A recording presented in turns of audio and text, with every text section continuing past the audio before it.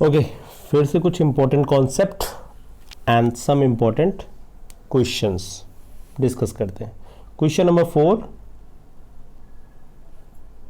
आप ही लोगों की प्रॉब्लम्स है। Question number 4 is if vector A is equal to vector B plus vector C, okay, then is it true that magnitude of vector A is equal to magnitude of vector B plus magnitude of vector C? ये given है पहला, means A vector is the sum of B vector plus C vector, then A vector का magnitude is equal to their magnitude sums। क्या ये true होगा second statement? अगर true होगा तो बताइए कैसे होगा, नहीं होगा तो जस्टिफाई करिए अपने आंसर्स को। तो बहुत सिंपल है आप ये ट्रायंगल लॉ में भी देख चुके हैं। ट्रायंगल लॉ मैंने आपको पढ़ा रखा है, A B C triangular. Suppose this is vector A, this is vector B and this is vector C, then A then C vector is equal to, यहाँ पे थोड़ा सा मैं चेंज कर देता हूँ आपको बताने के लिए।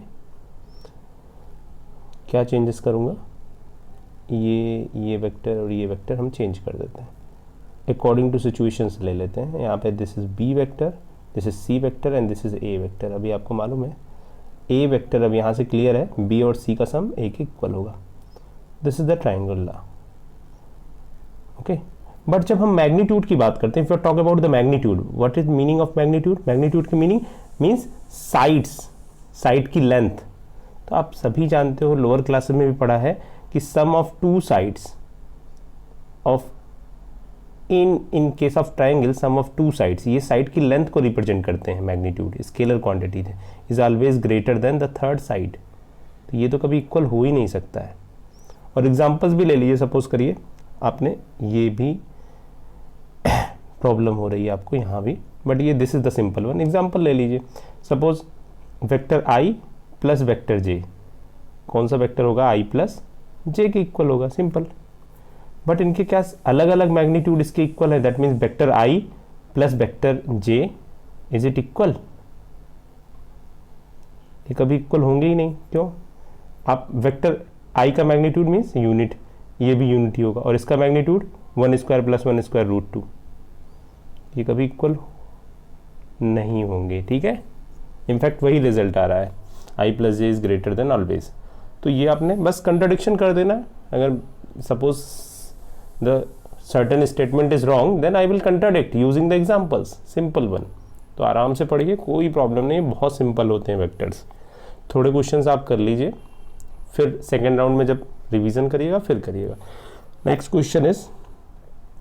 क्वेश्चन है संजय का, क्वेश्चन नंबर 11, उसको डिस्कस कर लेते हैं। 11 में प्रॉब्लम है, सो that the direction cosine of the vector. Direction cosine अभी हम 3D में पढ़ने वाले हैं, तो ये क्वेश्चंस अभी यहाँ के लिए छोड़ दो। सेम क्वेश्चंस हमें मिलेगा फिर से 3D में, तो वहाँ पे एक नई अप्रोच और फुल कॉन्सेप्ट के साथ पढ़ेंगे, ठीक है। Question number 11, there is no need to discuss, I will discuss in the 3D section, वहाँ पे हमें पूरी नॉलेज मिलेगी, यहाँ पे तो बहुत छोटा सा नॉलेज है, ठीक है, ओके। क्वेश्चन नंबर 13 एंड 14, ये भी क्वेश्चन हमें 14 तो हमने अभी डिस्कस कर दिया था आपसे, क्वेश्चन नंबर 13 डिस्कस कर लेता हूँ।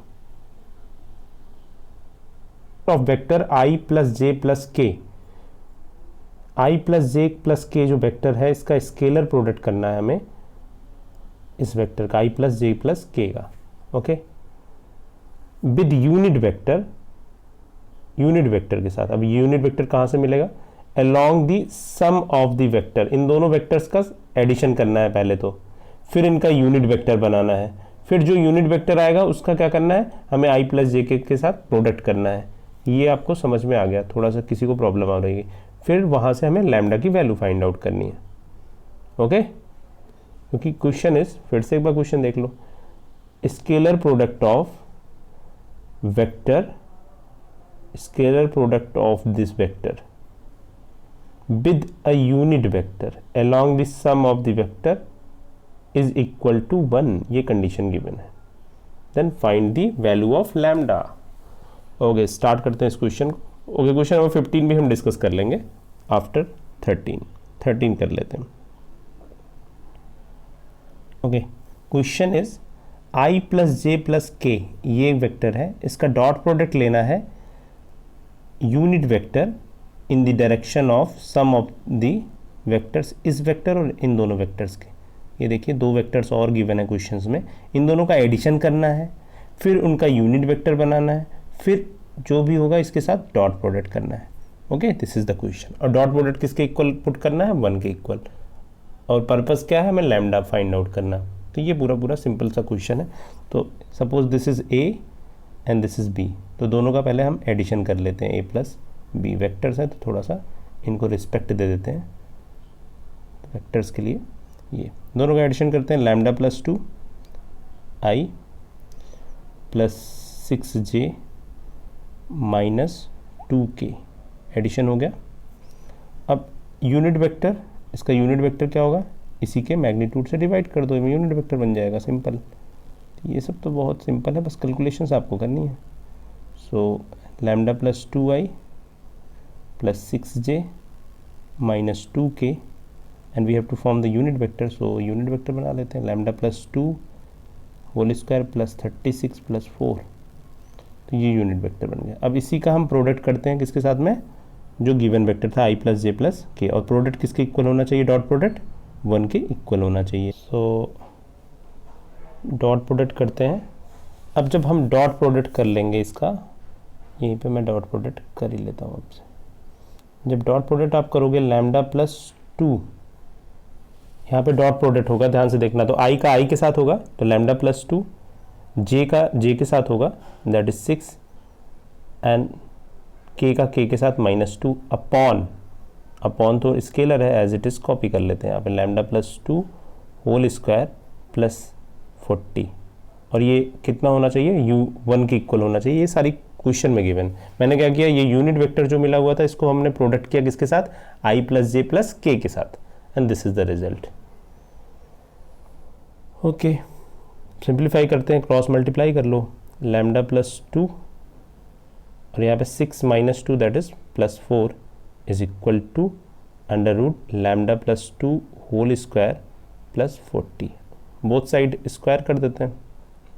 सो यहाँ पे हो जाएगा lambda plus 2 whole square plus 16 A square plus B square plus 2 into 4 into lambda plus 2, and right hand side will be equal to lambda plus 2 its whole square plus 40, cancel out. Okay, then we have finally 8 times of lambda plus 2 is equal to 24, so lambda plus 2 is equal to 3 and then lambda is equal to 1। हो गया आपका answer. I hope यहाँ पे तो कोई problem नहीं है, simple question it is. Question number 14, if A B C are mutually perpendicular vectors, ये सारे हम मिसलेनियस एक्सरसाइज के क्वेश्चन डिस्कस कर रहे हैं। If A B C are mutually perpendicular vector of each magnitudes of equal magnitude, then so that the vector C plus D is equal to 15 is equally inclined to A B C. Okay, A B C कैसे vector हैं? जिनका magnitude equal है और आपस में ये 90 degree भी form कर रहे हैं, means A dot B dot C dot A सारे जीरो होंगे। Then so that vector C D is equal to 15 is equally incline to. Okay, करते हैं स्टार्ट। आई थिंक कहीं से मिस्टेक हुई है, क्वेश्चन में थोड़ा सा मॉडिफाई करना पड़ेगा, कर देता हूँ मैं। सो दैट द वेक्टर, ये C D is equal to 15 नहीं होगा यहाँ पे, बाकी सारे वर्ड्स होंगे यहाँ पे। इक्वली इंक्लाइंड भी होगा, किस वेक्टर से इक्वली इंक्लाइंड शो करना है? Vector A, vector B, vector C, इनसे करना है, ठीक है। तो फिर से क्वेश्चन क्या है? A B C are mutually perpendicular vectors of equal magnitude, then so that vector A plus B vector plus C is equally inclined to A B C. Okay, is it clear? Start करते हैं question, बहुत छोटा सा question है। Vector A B C are equal magnitude, पहली information हम collect कर लिया, तो मैग्नीट्यूड्स आर इक्वल। ओके, तो this is first information given. Second, they are makes 90 degree mutually perpendicular to each other. That means A dot B, B dot C, and C dot A. In fact, all pairs dot product should be equal to 0 as cos 90 is 0. These informations are given. Okay, word problems given था, मैंने उसको mathematical form में लिखा. अभी next question is A B C, ये तीनों vector A plus B plus C sum of 3 vector से equally inclined है. अगर इक्वली इंक्लाइंड है तो इनका डॉट प्रोडक्ट हम सबसे पहले फाइंड आउट करते हैं. Then dot product is dot product with A plus B plus c से इक्वल एंगल फॉर्म करता है, सेम एंगल बी भी फॉर्म करता है a plus B plus c से, एंड सी वेक्टर भी a plus B plus c से equal angle form करता है.